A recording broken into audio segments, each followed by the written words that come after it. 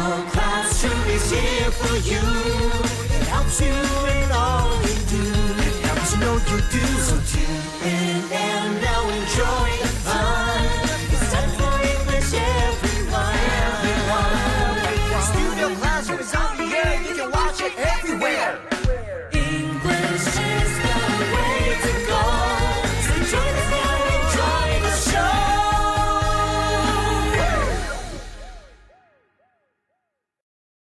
Hello there and welcome to Studio Classroom. We're very happy that you are joining us today. My name is Gabe. And I'm Anne-Marie. Thank you so much for being here, friends. Today is a great day to learn something new. It certainly is. Let's do that together. We're going to continue learning about the process of getting food from the farm to your fork with our lesson, Farm to Fork.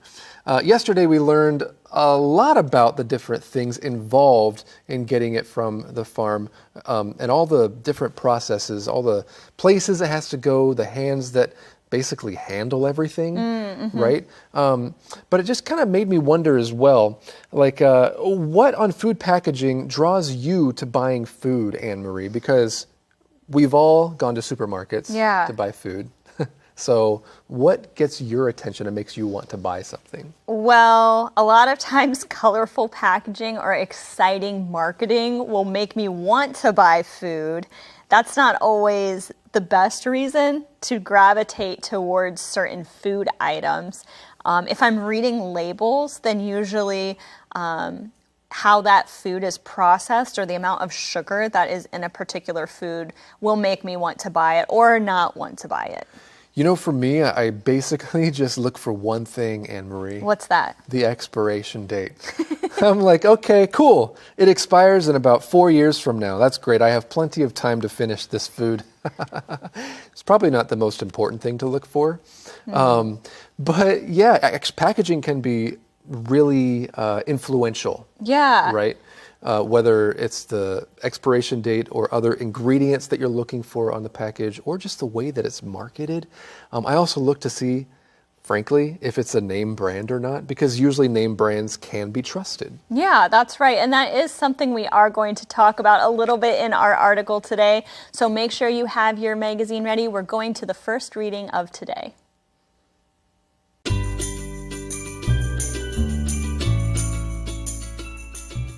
Farm to Fork. The EU's European Commission has adopted what it calls the Farm to Fork strategy, which aims to improve food production and distribution processes. The strategy has several goals, which include promoting environmentally friendly processes for growing, processing, and distributing food. They also include ensuring everyone has access to sufficient quantities of healthy food and making sure that producers are paid fairly. The European Commission hopes that these changes will make the supply chain more resilient, lest crises of various kinds result in food shortages.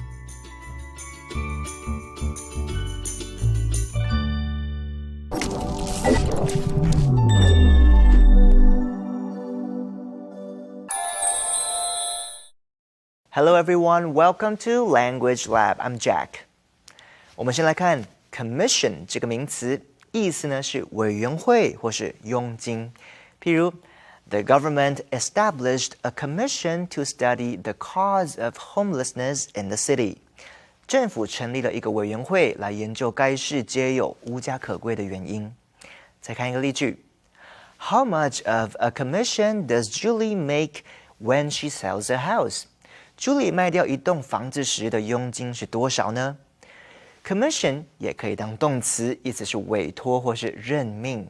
譬如 Blake commissioned Grace to illustrate the children's book he had written. Blake 委托 Grace 为他撰写的儿童读物画插图。接着来看 shortage 这个名词，意思是缺少或是短缺。譬如 It is hard to find anyone to repair the house.Because there is a shortage of skilled laborers. 很难找到人来修理这栋房子，因为缺乏技术熟练的工人。或者是 There is no shortage of funds when Bob wants to buy a new car or boat. Bob 想买一辆新车或一艘新船的时候，没有缺资金的问题。再看一个例句 ：The water shortage in the southwestern part of the U.S. is in a critical state. 美国西南部的缺水问题非常严重。Thank you so much, Jack. So, in this section, we're learning all about the EU's European Commission. And right here at the beginning, the European Commission has adopted what it calls the Farm to Fork strategy, which aims to improve food production and distribution processes. Let's talk about a couple of things here. First, the word to adopt, and then the word aim. This idea has been around for a long time, okay? The idea of getting food straight from the farm to your house or with as little in between as possible. And like we mentioned yesterday, this could also be called farm to table, right? But now we're seeing that the European Commission has adopted this. So they're calling it something different, but they're using something that has been around for a little while. That's right. And that is kind of what the word adopted means. We know what the word adopted means in the traditional sense. If you adopt a child, that is bringing someone into your family that wasn't originally in your family, or you could adopt a pet as well. And here we see that you can also adopt an idea that has already been around, but now you're taking it and making it your own. Let's talk about that phrase to aim to do something. If you aim to do something, it means you're making something specific your goal.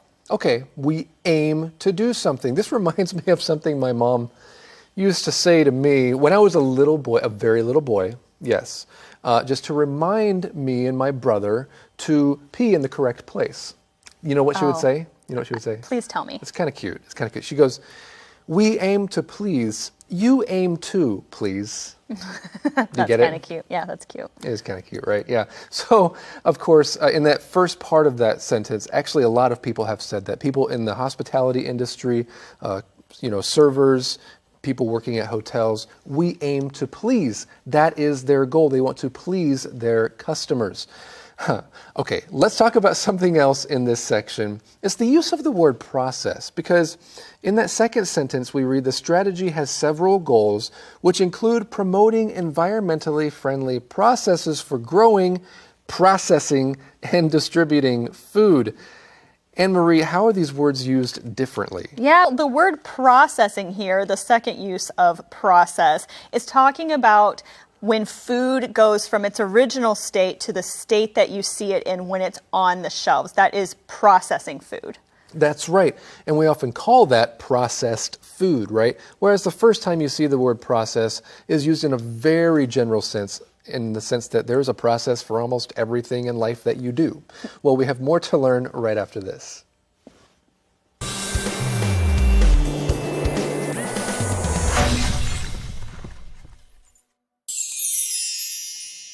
Hi everyone and welcome back to InfoCloud. Today we're looking at a commonly referenced English expression, a tough row to hoe. That's a fun phrase. A tough row to hoe originally comes from farming, but essentially means something is a difficult task. Right. Here, a row refers to the beds of rows on a farm where crops are planted. Right. And often farmers will create these small dirt mounds in the form of rows by using a hoe, which is a traditional piece of farming equipment. Now, if the row is hard to hoe, it implies difficulty. Exactly. So people began using this expression to refer to any sort of hard assignment or task. For example, first-time novelists have a tough row to hoe. Or, I am considering becoming a doctor, but I know that's a tough row to hoe. Good one, Zach. How about you, friends? What tough row are you trying to hoe? English can sometimes feel like a tough row to hoe, but we know you can do it. So keep studying and joining us here on InfoCloud. 当你面对一件很困难的事情，你可以用今天分享的用语 a tough row to hoe 来称呼它。Row 在这里是指农田里面一排一排的垄沟，农夫经常会用锄头为每一排垄沟用锄头做松土的动作，英文叫做 hoe。A tough row to hoe 字面上是很难松土的一排，意思就是一件非常困难的事情。Becoming a doctor is a tough row to hoe。要成为一名医生是一件很艰难的事情。只要是任何艰难的事情，你都可以说它是 a tough row to hoe。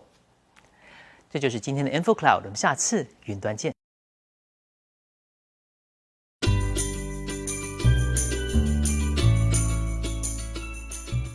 Farm to fork. The Commission hopes to achieve these goals through regulations and other projects that affect producers, distributors, and consumers alike. Although the Commission cannot require people to eat well, it can try to empower people to make healthier, more sustainable decisions. It aims to do this by adjusting food labeling to make information about nutrition and the origins of foods more evident. "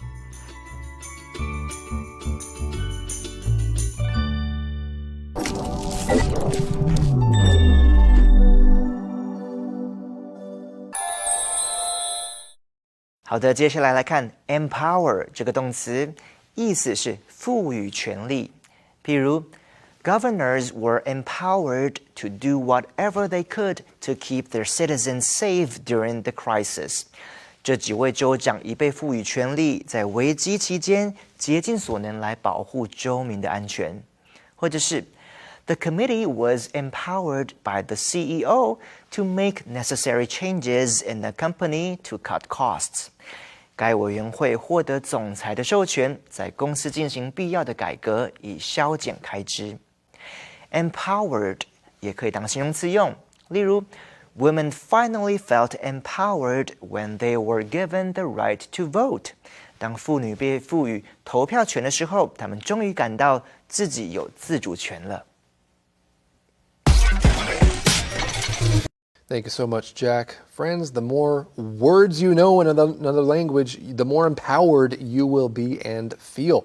Well, let's continue with this lesson. The Commission hopes to achieve these goals through regulations and other projects that affect producers, distributors, and consumers alike. We would like to talk about the word affect and a related word, as well as to structure something and something alike. First of all, affect with an A and affect with an E. What is the difference, Anne-Marie? Well, I still remember having this grammar lesson every year for several years when I was in junior high and high school, because this is actually something that a lot of native English speakers mix up.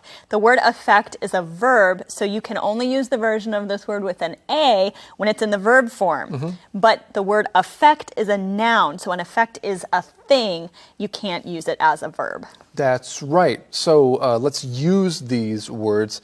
You could talk about somebody's speech, right? It affected me deeply. That's used with an A. It affected me deeply. Or it had a profound effect on me, or a profound effect on me with an E. And often when we're using it as a noun, we use those words to have an effect on somebody.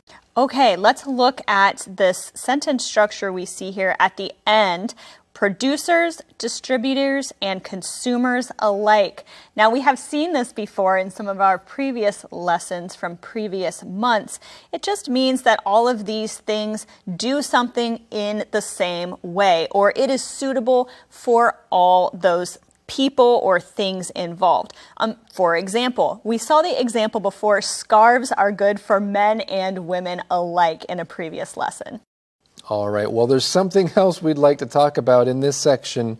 In that last sentence, you also see the phrase aim to again. It aims to do this by adjusting food labeling to make information about nutrition and the origins of foods more evident. Excellent. So they're trying to be a little more transparent with people to let them know exactly what food has been through, right? They're making it more evident. If something is evident, that means there's a lot of evidence for something. That's right, and in this case, what that means is that it is just making these labels more clear so that people can understand them. All right, well, we have more to learn right after this.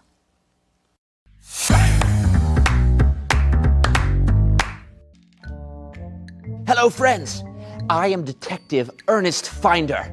And here is a fun fact for you today. Did you know that there was a famous potato crisis in Ireland once? It's true. Ireland had a huge problem with late blight, a disease that hurts growing potatoes. It happened in 1840, and it hurt food production. So lots of Irish people came to the U.S., and that's one reason that the U.S. loves Irish St. Patrick's Day. So potato blight changed history. And that's today's fun fact.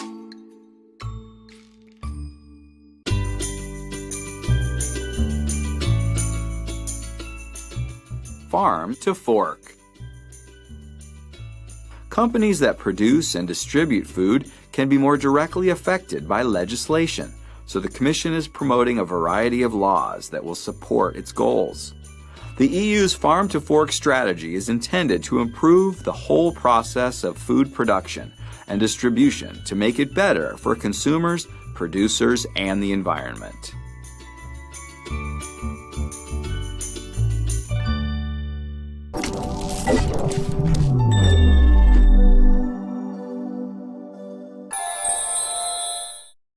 最后来看 legislation 这个名词，它的意思呢是法律或是立法。譬如 legislation was finally passed that protects children and gives them the right to an education. 法律终于通过保护儿童并给予受教育的权利。或者是 People were very upset about the new piece of legislation that favors factory owners over workers. 人们对于这个有利于工厂业者却不利于工人的新立法非常不满。Legislation 的动词是 legislate， 意思就是立法。譬如 The government decided that it must legislate against using animals in experiments. 政府决定必须立法禁止使用动物来做实验。Thank you so much, Jack. All right, in this section, we see how this commission, the European Commission, is trying to have some legislation in place, some laws and regulations, so that things can be done a little more properly. Well, we see here the word promote, okay? The Commission is promoting a variety of laws that will support its goals. Now, we can use that word promote to describe or talk about many things, right? This means to support or actively encourage or further the progress of something, maybe a cause. For example, Anne-Marie, I have a lot of friends who have recently left California with their families and moved to live in other states because they don't agree with the school system there, which promotes a lot of values that will ultimately destroy society and destroy families. That's a great use of that word. That is something that's going on in the United States right now, and it has been for about the last year or so. So if you're interested in some of those reasons, that is something you might want to look up, friends. All right, well, we keep reading on here. The EU's Farm to Fork strategy is intended to improve the whole process of food production and distribution to make it better for consumers, producers, and the environment. We want to take a look at this word intended here. It's intended to do something. What does that mean? Yeah, that means it has that as its purpose. That's what it has in mind, right? It means to do that. Sometimes we do what we intend to do, right? For example, I intend to marry her, and then I do marry her, so I did what I intended. Sometimes we use the phrase intend to do something to talk about something you meant to do or you had the purpose of doing, but you didn't actually follow through for whatever reason. I intended to read the book, but I never did. All right, well, there's one more thing we want to look at from this sentence, and that is the phrase to make it better. If we're making something better, that means we are improving upon it so that it can get better. And here it's getting better for consumers, producers, and the environment. All right, friends, right now it is time for us to hear what you said. What you said. It is time to hear what you said. We had some questions on our Instagram, sc.hosts. Do you read food labels? this is an important question for a lot of people because 89% of you said, yes, you do read food labels. Yeah, that's right. And only 11% of you said that no, you do not read food labels. So what on a food label would keep you from eating a food? This is the next question we asked, and we had a lot of people have a lot to say about this. Ken said that added sugar is something, if he sees it on a food label, he doesn't want to buy that product. Okay, Jill said meats, onion, garlic, animal oils, because she is a vegetarian. Wendy does not like unnatural ingredients in her food, and Celia said high calories in a product or trans fat could keep her from wanting to eat something. Now, Alice said something kind of interesting, an unfamiliar manufacturer. So basically, if the brand is unknown, or if you didn't know much about the product or the brand or where it came from, that might prevent Alice from eating that food or from buying that food. Well, another question we had was, what on a food's packaging makes you want to buy a food? Connie said alluring pictures of food makes her want to buy something. If there's a good photo of that food on the package, that makes her want to buy it. That sounds like good marketing to me. Okay, Eric says vitamins. So basically, if there's vitamins on the packaging, that'll make you want to buy the food. And Alice also said that she looks for certified, organic, eco-friendly food, and she does care about where her food comes from, which is actually our next question that we asked. Do you like to know where your food comes from? Well, it turns out 98% of you said that yes, you do like to know where your food comes from. Now, I don't know if that represents everybody, right, 98%, but it's 98% of the people who responded to this post. So again, if you're not following us on Instagram, we want to hear what you have to say. Maybe you relate to some of these answers. We are there at sc.hosts. We'll see you next time for another segment of What You Said. Well, it is Saturday, so it's time for a weekly review. I hope you were paying attention to everything we talked about this week. Anne-Marie, would you please get us started? Yes, I have a question for Gabe and for you listeners. Some people describe pickleball as a cross between what two sports? We have A, tennis and ping pong, B, basketball and soccer, or C, volleyball and surfing. What do you think it is, Gabe? Volleyball and surfing sounds kind of fun. Oh man, that would get really frustrating very quick though. I think it's A, tennis and ping pong. Am I right? Well, you would be right. It is tennis and ping pong. That's right. Okay, here is number 2. Which phrase from this week's lessons means to relax? Something we talked about here on the program. A, stop and smell the roses. B, wake up and smell the coffee. Or C, get in on the act.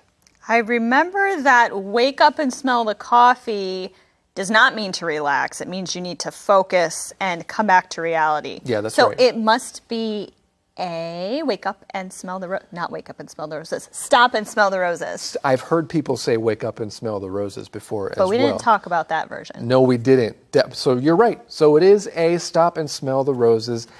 You can say that to somebody if you think they should relax a little. We have time for one more. Yes, we do. What literary device is used in the title Farm to Fork?